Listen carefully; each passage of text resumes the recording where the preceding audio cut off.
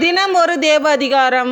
யோவான் எழுதிய நற்செய்தி அதிகாரம் 11 இறைவசனம் 1 முதல் 57 முடிய. லாசர் இறத்தல்.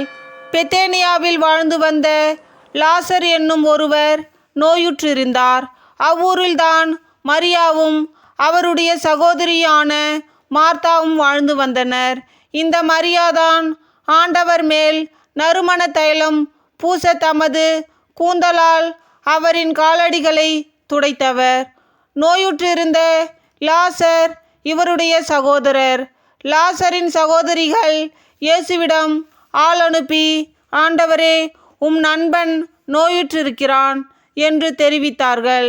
அவர் இதை கேட்டு, இந்நோய் சாவில் போய் முடியாது, கடவுளின் மாட்சி விளங்கவே இவன் நோயுற்றான், இதனால் மானிட மகனுக்கும் மாட்சி பெறுவார் என்றார்.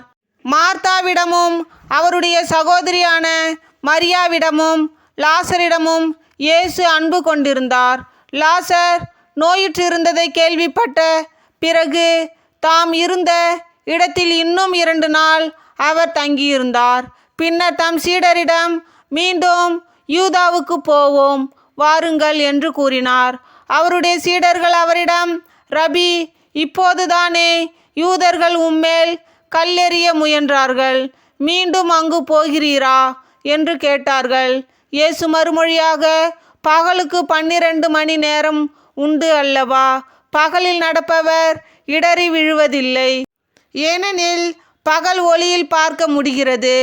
ஆனால் இரவில் நடப்பவர் இடறி விழுவார், ஏனெனில் அப்போது ஒளி இல்லை என்றார்.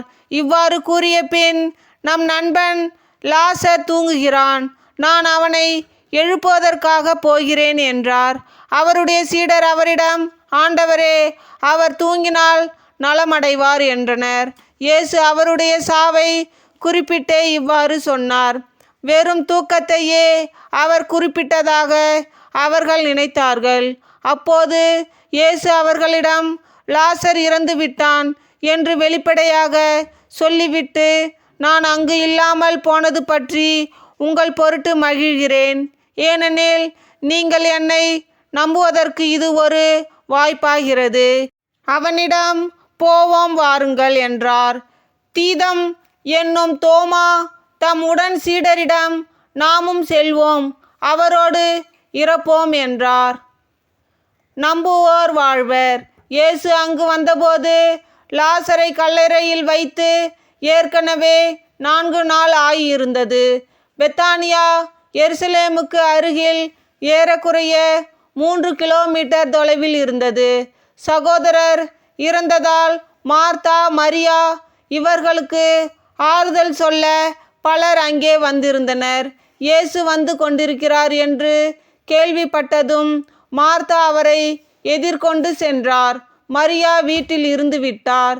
மார்த்தா இயேசுவை நோக்கி, ஆண்டவரே, நீர் இங்கே இருந்திருந்தால் என் சகோதரன் இறந்திருக்க மாட்டான். இப்போது கூட நீர் கடவுளிடம் கேட்பதையெல்லாம் அவர் உமக்கு கொடுப்பார் என்பது எனக்கு தெரியும் என்றார். இயேசு அவரிடம், உன் சகோதரன் உயிர்த்தெழுவான் என்றார். மார்த்தா அவரிடம், இறுதி நாள் உயிர்த்தெழுதலின் போது அவனும் உயிர்த்தெழுவான் என்பது எனக்கு தெரியும் என்றார். இயேசு அவரிடம், உயிர்த்தெழுதலும் வாழ்வும் நானே. என்னிடம் நம்பிக்கை கொள்பவர் இறப்பினும் வாழ்வர். உயிரோடு இருக்கும்போது என்னிடம் நம்பிக்கை கொள்ளும் எவரும் என்றுமே சாக மாட்டார். இதை நீ நம்புகிறாயா என்று கேட்டார். மார்த்தா அவரிடம், ஆம் ஆண்டவரே, நீரே மெசியா, நீரே இறைமகன், நீரே உலகிற்கு வரவிருந்தவர் என நம்புகிறேன் என்றார். இயேசு கண்ணீர் விடுதல். இவ்வாறு சொன்னபின் மார்த்தா தம் சகோதரியான மரியாவை கூப்பிட சென்றார். அவரிடம், போதகர் வந்துவிட்டார், உன்னை அழைக்கிறார் என்று காதோடு காதாய் சொன்னார். இதை கேட்டதும் மரியா விரைந்தெழுந்து இயேசுவிடம் சென்றார். இயேசு அதுவரையிலும் ஊருக்குள் வரவில்லை. மார்த்தா தம்மை சந்தித்த இடத்திலேயே இன்னும் இருந்தார்.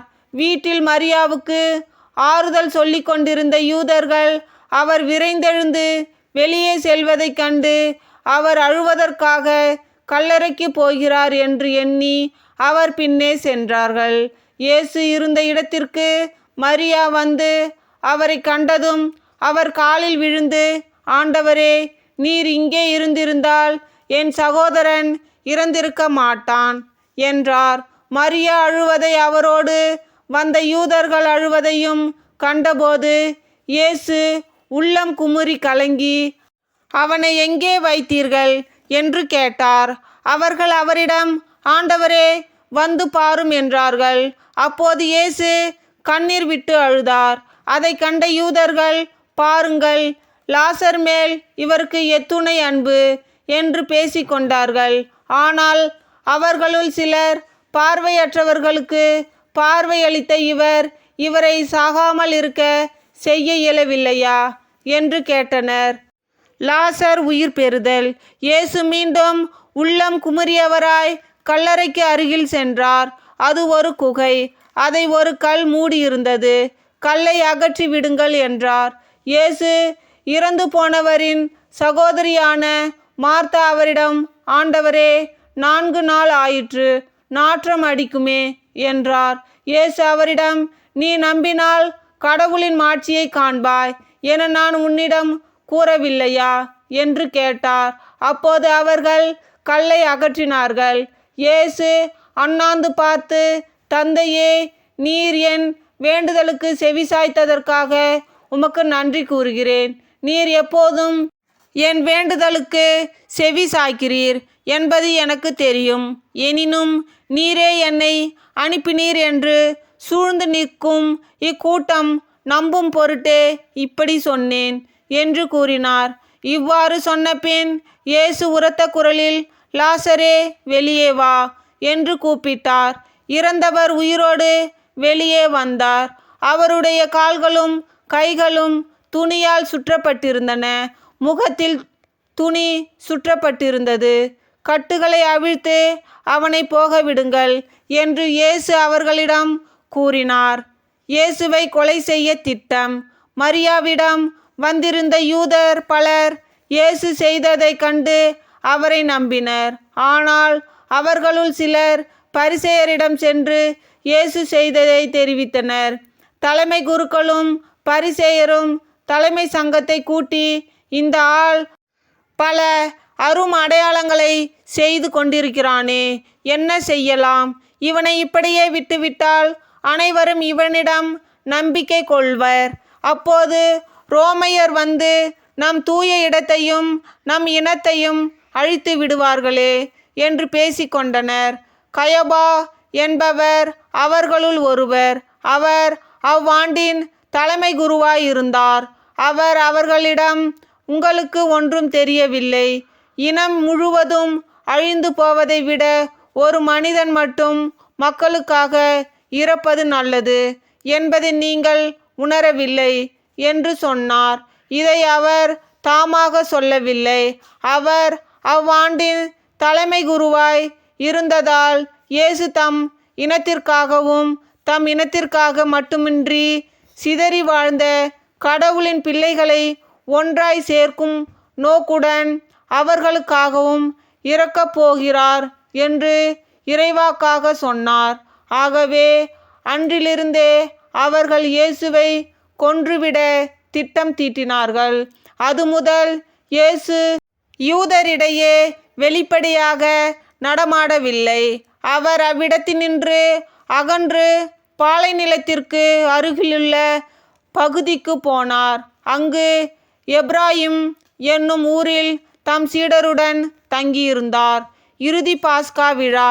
யூதர்களுடைய பாஸ்கா விழா அண்மையில் நிகழவிருந்தது. விழாவுக்கு முன் தங்கள் தூய்மை சடங்குகளை நிறைவேற்ற பலர் நாட்டுப்புறங்களிலிருந்தும் எருசலேமுக்கு சென்றனர். அங்கே அவர்கள் இயேசுவை தேடினார்கள். அவர் திருவிழாவுக்கு வரவே மாட்டாரா? நீங்கள் என்ன நினைக்கிறீர்கள் என்று கோவிலில் நின்று கொண்டிருந்தவர்கள் தங்களிடையே பேசிக்கொண்டார்கள்.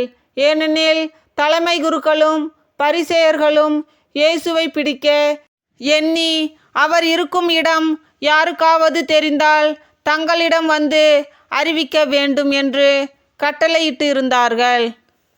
கிறிஸ்து வழங்கும் நற்செய்தி. கிறிஸ்துவே உமக்கு புகழ். தந்தை, மகன், தூய ஆவியின் பெயராலே ஆமென்.